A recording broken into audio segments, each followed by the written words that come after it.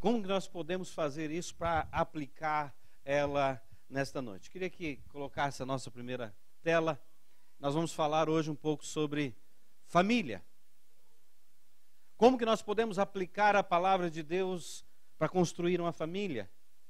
Como que nós podemos aplicar a nossa vida de oração para construir uma família? Como nós podemos aplicar os meios de graça que Deus nos concede para ter uma família abençoada? Então o texto que está lá, que nós vamos ler junto, livro de Josué, capítulo 24, verso de número 15. O que está acontecendo aqui no contexto, Josué está na frente agora do povo de Deus, mais de 1 milhão de pessoas. Ele está agora no lugar de Moisés. Não é fácil para Josué estar à frente desse povo. A Bíblia já relata muito sobre como era o povo, um povo duro de coração, povo de dura servir, sempre querendo voltar atrás, sempre murmurando, sempre sem assim agradecimento para o que Deus tinha feito com eles, sempre querendo voltar ao Egito, lembrando das coisas do passado, querendo comer os pepinos do Egito, as cebolas do Egito, porque o Paulo falou aqui que eles não estavam satisfeitos com o pão do céu, com o maná que caía todo dia. Somente na sexta-feira caía maná e eles tinham que guardar os 2 dias, porque no sábado não caía o maná do céu. Sábado era separado para Deus, um dia para o Senhor. Então no sábado não caía o maná do céu. Então Josué vai falar ao povo: olha, nós vamos conquistar a terra que o Senhor nos deu. Só que nós temos que fazer uma escolha. Se nós vamos continuar servindo aos deuses além do rio, ou se nós vamos confiar totalmente em Deus e vamos viver conforme a sua palavra. Hoje vocês precisam fazer uma escolha. E novamente essa palavra, essa pergunta recua para mim e para você. Ou eu e você vamos viver a nossa vida de acordo com os princípios desse mundo, com os conselhos dos nossos amigos, com o que ensina a televisão, com o costume desta terra, com o costume do Brasil, com o costume latino-americano, ou nós vamos construir uma família segundo os preceitos de Deus. Sou eu e você que fazemos essa escolha. Então vamos ler o texto.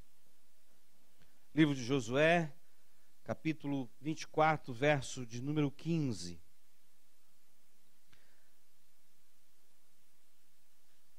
Se, porém, não lhes agrada servir ao Senhor, escolha hoje a quem irão servir.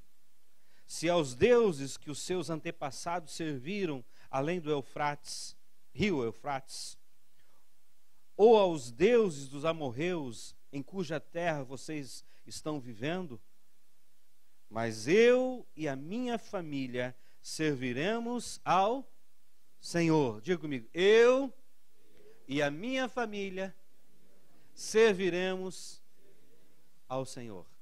Dá um salve de palmas ao Senhor, porque Ele merece.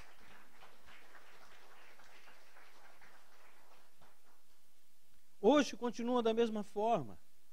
Hoje continua da mesma maneira. Hoje a sociedade tenta nos empurrar um padrão para construirmos uma família.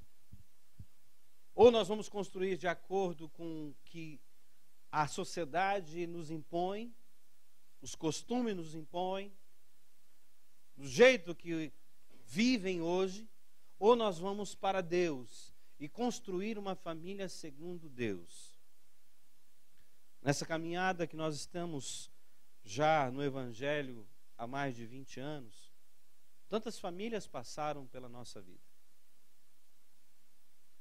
E hoje o que nós vemos na sociedade, o que nós vemos nos meios de comunicação e o que vivem hoje são famílias desequilibradas, famílias destruídas, famílias desorientadas, famílias problemáticas, famílias machucadas,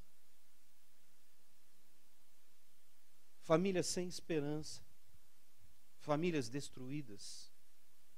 Por que tudo isso acontece? A resposta é simples. Porque deixaram Deus de fora na hora de escolher uma família. Esqueceram-se de Deus. Pensam em si próprio, no seu prazer. Baseiam um relacionamento na beleza, no corpo físico, no dinheiro, na condição financeira. E deixam Deus para fora. Deus não faz parte desta escolha. O importante é que eu seja feliz. O importante é que eu me dê bem. Então nós queremos conversar um pouquinho sobre isso. E hoje nós vemos pais sem nenhum conhecimento do seu papel de sacerdote na família, sem conhecimento de ser o provedor, o exemplo para a família. Nós vemos mães hoje imaturas colocando indivíduos a este mundo sem preparo nenhum. Filhos insensatos, violentos, rebeldes, ingratos. E hoje nós estamos vendo aí pais matando seus filhos, filhos matando pais, mulheres abandonando famílias por causa de um romance, homens deixando o lar por causa de profissão. E hoje a sociedade está sendo destruída porque deixaram Deus de lado. Amém? Primeiro, o que fazer antes de escolher uma esposa ou um esposo? O que eu tenho que fazer? Qual que é o padrão de Deus para essa escolha? O padrão do mundo hoje é: você vai procurando você beija outro, abraça outro, você tem um relacionamento sexual com outro. E aí aquele que te mais, ou aquela que te mais chamou a atenção, você para no meio dessa escolha e diz: eu vou me relacionar. Depois de viver 3 anos, 4 anos com essa pessoa, aí alguém diz: você não vai se casar? Ah, sim, vamos regularizar a nossa situação. Aí se casam. Mas Deus jamais planejou isso. Deus jamais passou na sua mente que para uma escolha de alguém teríamos que fazer uma loteria. Teríamos que se relacionar com um monte de pessoas para depois escolher para depois escolher outra. Na mente de Deus não existe isso. Como que nós podemos aplicar o que nós aprendemos durante essas 3 semanas? Segunda semana nós falamos sobre um relacionamento com Deus. Intimidade, a oração. Se você é homem de Deus, se você é mulher de Deus, deseja um esposo segundo o coração de Deus, busque primeiro em Deus.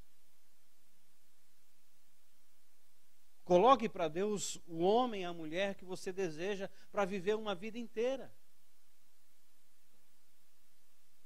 Até que a morte nos separe. Às vezes pode demorar bastante tempo. Eu e Júlia já nos conhecemos há 32 anos. Eu conheci ela quando tinha 16 anos.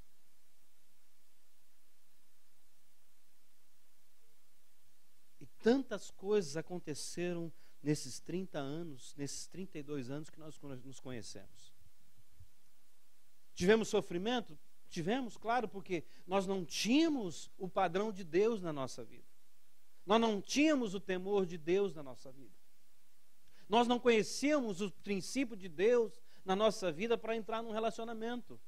Todo mundo na nossa época entrava. E aí o que foi? Sofrimento, tristeza. Começando um casamento com uma criança pequena. sem estrutura, com 18 anos, um rapaz com 18 anos, sem estrutura de homem para estar na frente de uma família. 3 crianças criando uma nova criança, sem saber o que era ser um pai, sem saber o que era ser uma mãe, sem saber que nós estamos influenciando um indivíduo para uma sociedade, para depois se tornar um grande homem, para depois se tornar uma grande mulher. Só que quando nós somos jovens, nós não pensamos nisso. Pensamos no aqui e agora. Pensamos no nosso prazer. Pensamos em beijar, pensamos em abraçar, pensamos em nos relacionar sexualmente. E achamos que a vida é um conto de fada.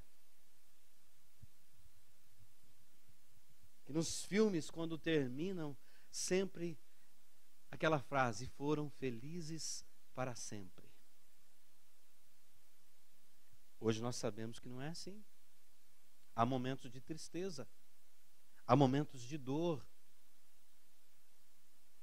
há momentos de que nós somos ásperos uns com os outros. Mas como eu posso fazer, pastor, para acertar o homem da minha vida, para acertar a mulher da minha vida? Busque a Deus em oração.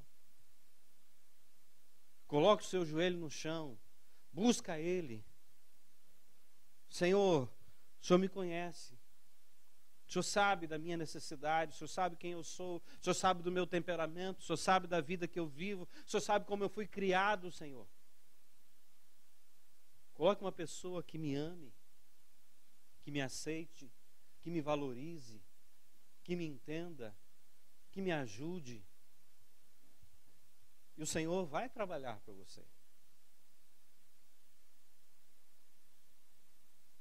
Segundo, veja se ele e ela é um homem que vive de acordo com a palavra de Deus. Quer fazer um filtro na vida da pessoa? Filtra ele e ela como ele e como ela ama a Deus. Se a palavra de Deus é aplicável na vida dele, na vida dela. Porque se não for, nós vamos sofrer. Se não for, nós vamos ter situações de desgastes. Se não for, nós vamos passar por um período de luta muito grande. E se nós não estivermos firmados em Deus, aí vem o divórcio, vem a separação, vem a dor, vem a tristeza, vem a desilusão. O sonho que criamos, ele se desfaz diante dos nossos olhos. Eu busco a Deus, eu falo com Deus em oração, eu faço um filtro na minha vida, se ele é um homem de acordo, vive de acordo com a palavra, se a mulher é uma mulher que vive de acordo com a palavra. Terceiro, qual o valor que ela dá para o reino de Deus? Como leva as coisas de Deus a sério, de qualquer jeito, empurrando com a barriga? Se der eu vou, se der eu participo. Ou tem alguma coisa mais importante do que o reino de Deus na vida dele, na vida dela? Porque se tiver outra coisa fora do reino de Deus, na sua alma, no seu coração, ele não vai valorizar você, não vai valorizar o casamento, não vai valorizar você como pessoa. E aí, nos sentimos em segundo lugar.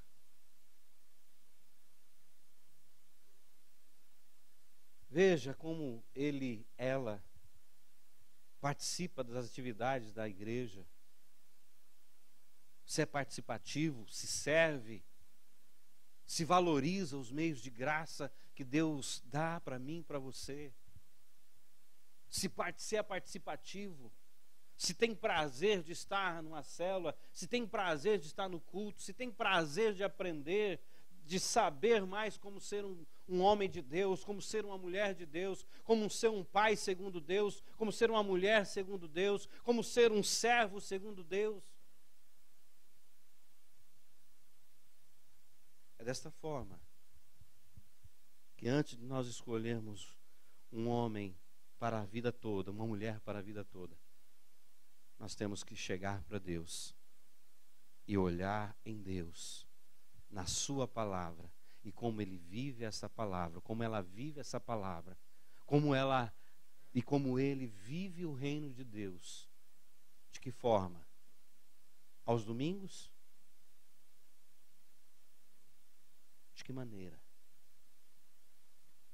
São pequenas coisas que têm que ser levadas em conta antes de uma escolha para a vida toda. Amém?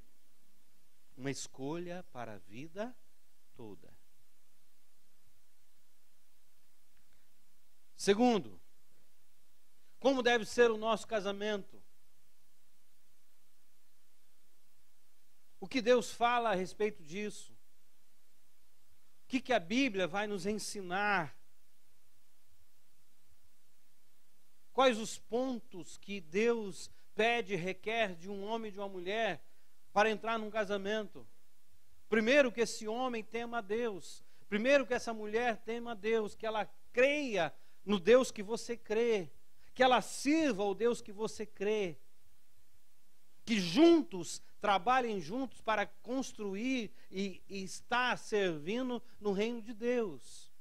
Porque se isso não acontecer, a Bíblia vai dizer que é um jugo desigual. Não tem como luz e trevas andar junto. Não tem como um andar para a direita e outro andar para a esquerda. Não tem como um gostar de amarelo e querer que tudo seja amarelo se o outro quer que tudo seja verde. Se não for, porque antes do casamento tudo é maravilha. Quando a mulher tropeça, o marido, o rapaz diz assim: machucou, querida? Depois que casou, ele fala para ela: olha que você está andando, mulher. Presta atenção.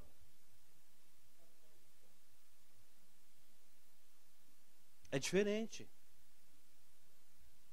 No namoro, você vai se encontrar com a pessoa, ela está cheirosa, perfumada, arrumada.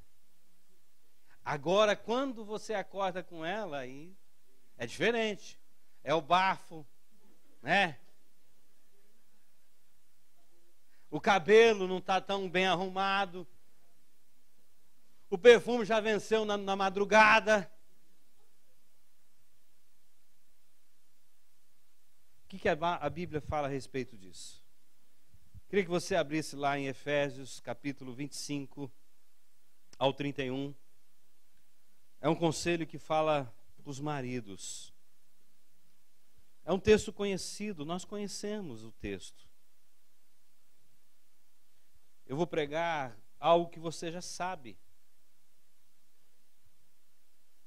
mas que muitas vezes nós esquecemos de praticar na nossa vida. Amém? Amém? Efésios 5, do 25 ao 31.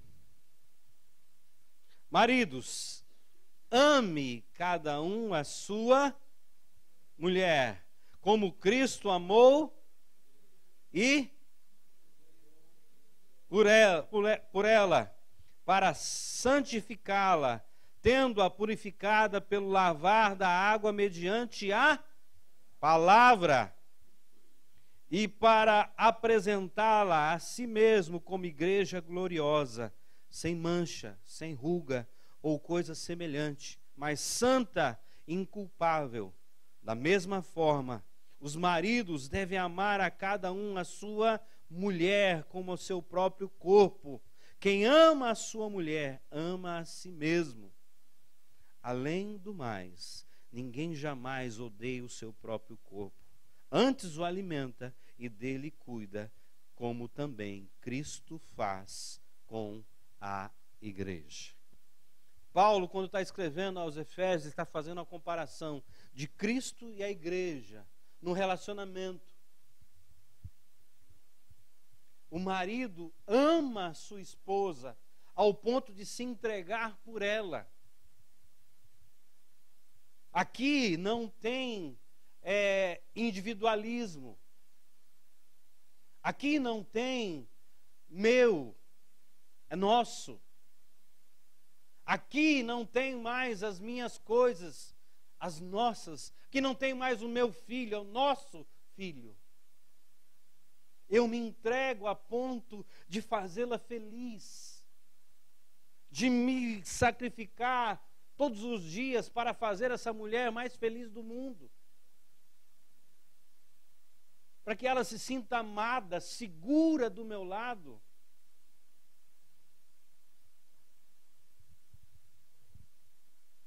Porque se eu amo a mim mesmo, eu amo o meu próprio corpo, eu não ando me cortando por aí, eu não ando batendo a cabeça para ficar inchado por aí, eu não ando quebrando o meu braço por aí para sentir dor, mas eu cuido dele, eu me banho, eu passo perfume, eu corto minhas unhas, eu corto meu cabelo. Eu amo a mim.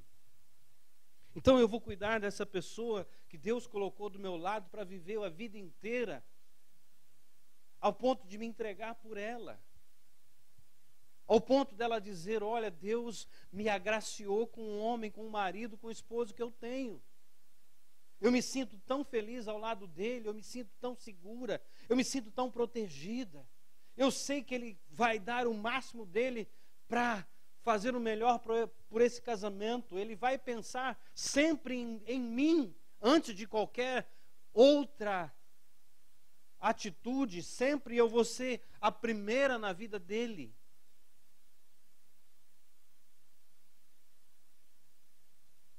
Essa atitude que Cristo espera da igreja, que nós tenhamos Ele sempre em primeiro lugar, que nós não venhamos trocar Ele por qualquer coisa. Ele é o primeiro na nossa vida, é a Ele que nós amamos. Por isso nós cantamos: estamos apaixonados por Ele. Essa paixão tem que ser renovada todos os dias, alimentada todos os dias. O homem que ama a mulher ela se sente a mulher mais amada pelo seu marido, como essa mulher não vai amar esse homem?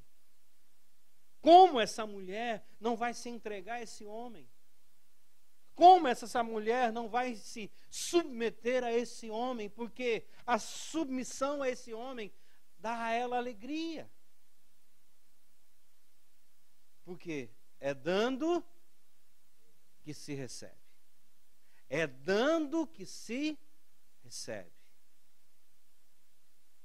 Agora eu trato ela com frieza, eu trato ela sem afeto, eu não dou valor a ela, eu não a apoio, eu não a incentivo, eu não sou verdadeiro, eu não tenho acordo com ela, eu não tenho fidelidade a ela, eu não sou companheiro a ela, eu não renuncio às minhas coisas por causa dela.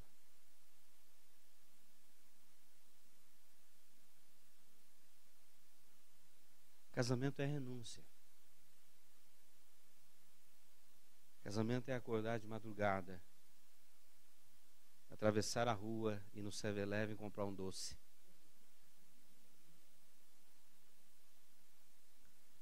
É levantar da cama e buscar água. É fazer massagem no pé. É se doar. Casamento é doação. Se doar.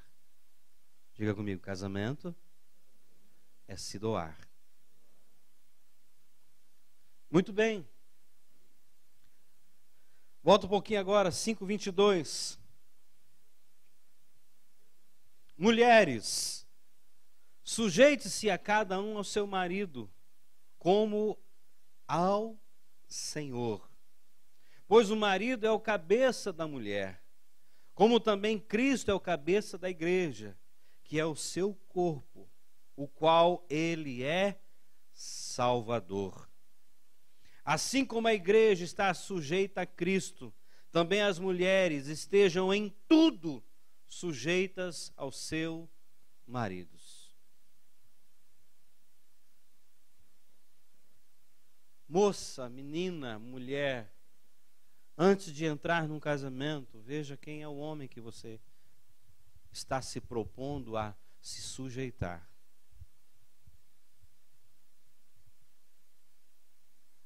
Porque a partir do casamento, a autoridade está sobre o homem. Se ele autorizar, tudo bem. Se não, é não. E se ele tem o coração em Deus, ele vai proporcionar a você uma vida boa. Mas se não tem o coração em Deus, ele vai ser um controlador da sua vida. E às vezes pode privar você.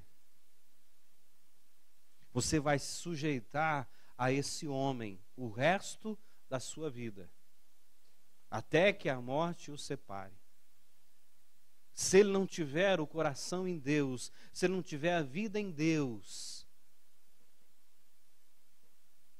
ele pode tratar você de qualquer jeito, de qualquer maneira. Aí na hora que você mais precisa de apoio, ele não está lá.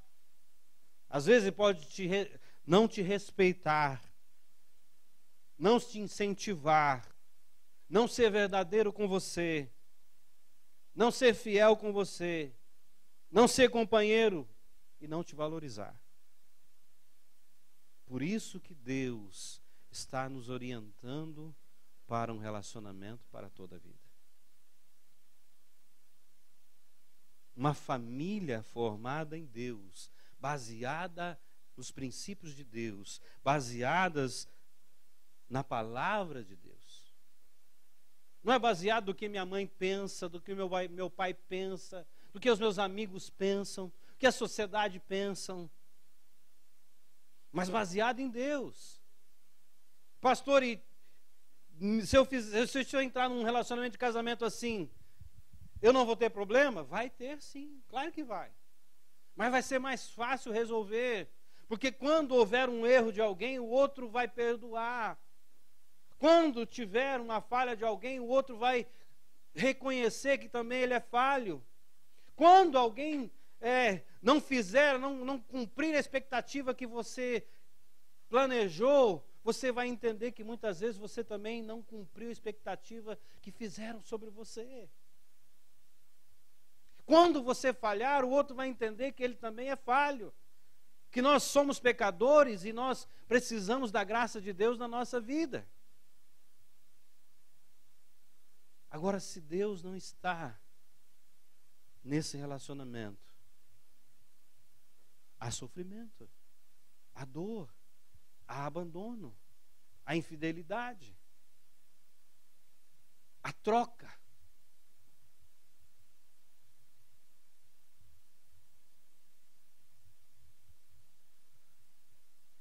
Ele compara a mulher à igreja, porque a igreja submete à vontade de Cristo.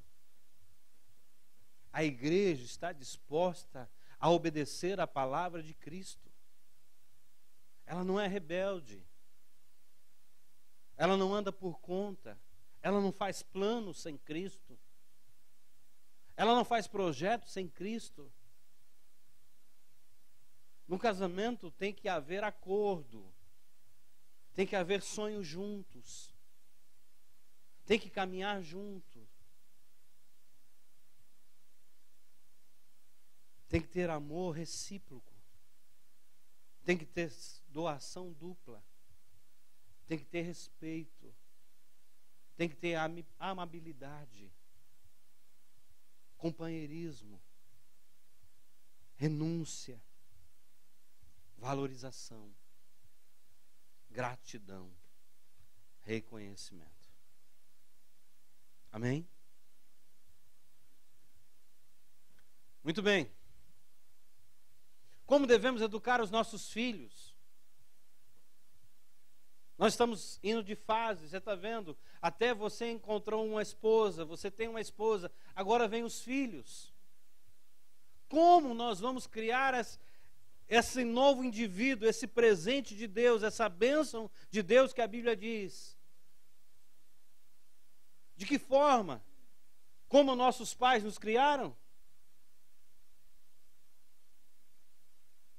Se o pai foi agressivo, eu também vou ser agressivo com ele. Se a mãe for intolerante, eu vou ser intolerante com ele. Se a mãe for permissiva, eu vou ser permissivo com ele. De que forma?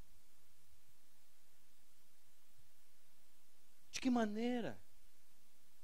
Estou criando um indivíduo para viver nessa sociedade corrupta, enganosa, invejosa, destrutiva. Emocionalmente, como eu tenho que criar essa criança? E as emoções são fundadas, são fundamentadas dentro do lar. Se a criança tem um lar onde o pai está dizendo todo dia: eu vou te abandonar, mulher, eu vou sair desta casa. Aquele menino, aquela menina vai crescer com medo de ser abandonado, de ser abandonada. Vai crescer com medo de desafios, porque nunca teve segurança dentro do lar. E Deus jamais quis isso. Deus jamais planejou a família desta forma. Uma família onde o pai é o sacerdote, a mãe é a ajudadora, companheira, incentivadora, onde a criança se sente segura, amada, protegida. Mas nós não vemos isso hoje na sociedade. Vemos pais abusadores. Vemos pais sem nenhum compromisso com a família. Mães sem capacidade de cuidar de si próprio, ainda mais cuidar de um novo indivíduo.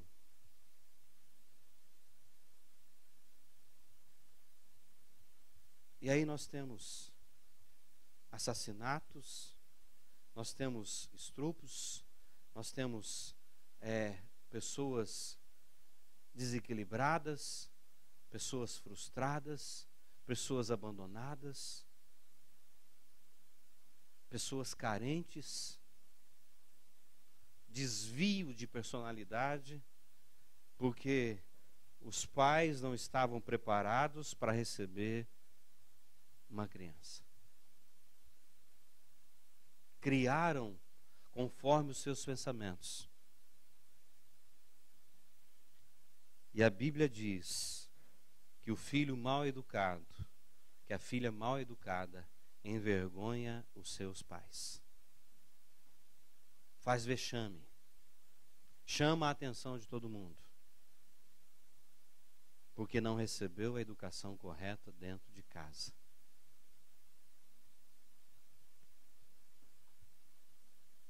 Efésios 6, de 1 a 4. Filhos, obedeçam seus pais no Senhor, pois isto é justo. Honra o teu pai e a tua mãe. Este é o primeiro mandamento com promessa, para que tudo te corra bem e tenhas longa vida sobre a terra. Se você quer viver muito tempo nessa vida, honre o seu pai e a sua mãe. Honrar é valorizar. Honrar é cuidar. Honrar é ajudar financeiramente. Mas aqui, às vezes, há um desequilíbrio. Antes do casamento, a mãe e o pai influenciam muito dentro do casamento. Esqueceram de cortar o cordão umbilical. Ah, se você não me tratar direito, eu vou para a casa da minha mãe. Ah, minha mãe deixou o meu quarto preparado lá. Se você, mulher, não me amar direito, eu volto para a casa do meu pai, volto para a casa da minha mãe.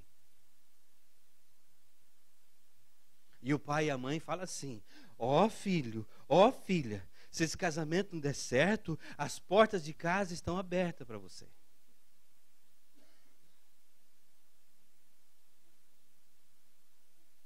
Não é verdade? O pai, quando vai entregar a filha no altar, tem que dizer para o futuro genro: eu não aceito ela de volta.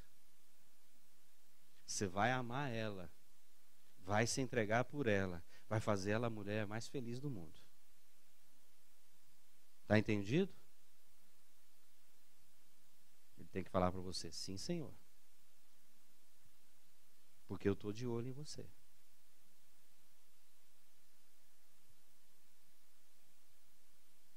Mas os pais atrapalham. Os pais dão pitaco no relacionamento. Os pais querem educar os seus filhos. Você, pai, você, mãe, tem que ensinar os seus filhos nos princípios de Deus. E ensiná-los a escolha em Deus. Se seguir os princípios de Deus, eu tenho certeza, vão viver um casamento diferenciado. Vão experimentar uma vida diferente. Amém? Se te pedirem um conselho, os aconselhe. Se pedirem ajuda, os ajude. Amém?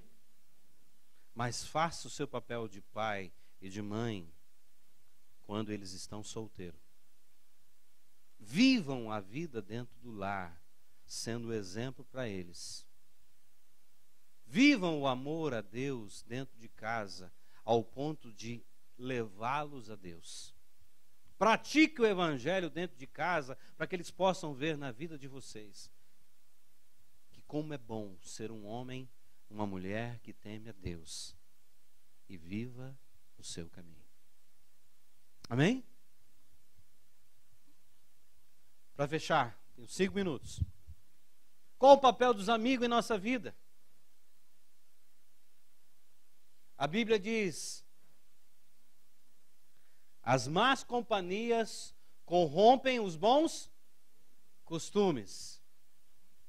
O seu amigo, a sua amiga, ele ajuda, e ela ajuda você a cumprir o seu propósito de marido, ao seu propósito de esposa.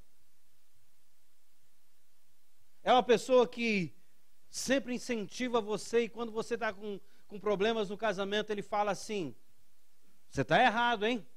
Você tem que ir lá pedir perdão para ela. Você, como homem, não deve tratar essa mulher assim. Porque não foi para isso que você tirou ela da casa do seu pai. Quando você vai abrir o coração como mulher para outra mulher, e essa mulher diz: olha, você está errada. Você não deve agir com ele assim, não. Você tem que valorizar ele como homem. Você tem que respeitá-lo. Essa atitude que você está fazendo é errada. Se é uma pessoa que vai te ajudar, que vai incentivar você, então cultive essa amizade. Agora, se é uma amizade que você chega lá com um problema, ele fala assim, ou ela fala assim: larga esse homem, larga essa mulher, você é novo ainda, arruma outro. Esse não é teu amigo, essa não é tua amiga.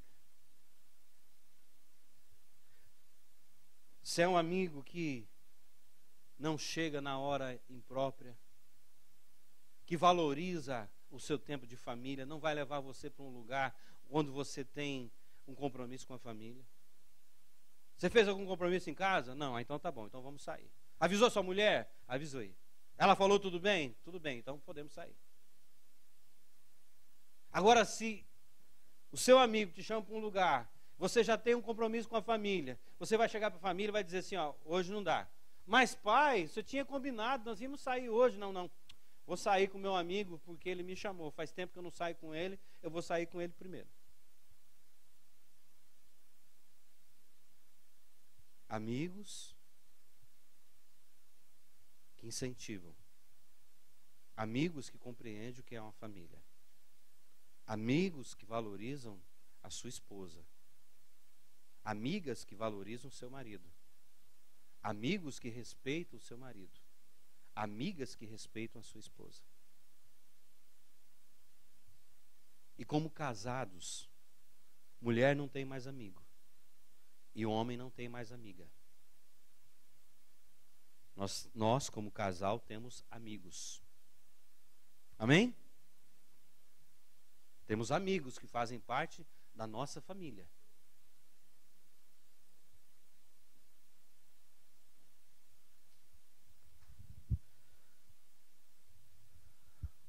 Pastor, construir uma família é complicado. Complicado. Se não estiver em Deus, a nossa família vai ter desvios. A nossa família vai ter vários problemas. Vai ter várias dificuldades. Vamos passar por muitas lutas, muitas dores, muito sofrimento, muita angústia. Ao ponto que quando um vai, o outro diz assim: ah, graças a Deus que esse desgraçado foi embora.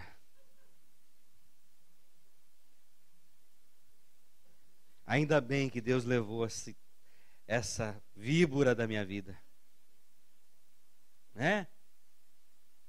Por isso que tem vários maridos fazendo seguro para as mulheres e mulheres fazendo seguro para os seus maridos e depois causam uma morte. Tem acontecido muito hoje. Porque na hora de fazer a escolha, fizeram a escolha nos seus pensamentos. Fizeram a escolha na beleza. Fizeram a escolha no dinheiro. Fizeram a escolha no status. Mas não fizeram a escolha em Deus. A família é o projeto de Deus. Foi na família que Deus estabeleceu o cuidado de uma nova geração. É na família que Deus, através da figura paterna, da figura materna, e desse aconchego, que leva-nos para perto de Deus. Como é a sua família hoje? O que eu posso fazer para melhorar a minha família? O que eu posso fazer para ser um melhor marido, uma melhor esposa? O que eu posso fazer para ser um melhor filho? Será que eu tenho feito o papel de sacerdote do meu lar? Será que eu tenho sido submissa ao meu marido em tudo? Eu, filho, tenho honrado meus pais. Sou grato a eles. Tenho prazer de estar em família. Existe um momento nosso como família. Um momento de devoção, um momento de ler a Bíblia. Um momento da gente dar risada junto. É um ambiente agradável. Deus faz presente. Deus tem alegria de estar no meio da minha família. Se eu aplicar a palavra de Deus na família e na minha vida,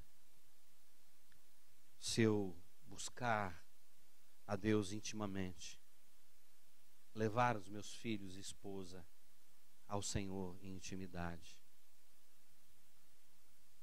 e eu me deixar ser cuidado pelos meios de graça de Deus, eu tenho certeza que nós vamos viver uma família totalmente diferente, uma situação totalmente diferente. Vamos proporcionar aos nossos filhos segurança. Amém? Fique de pé, por favor. Quer chamar o louvor aqui à frente?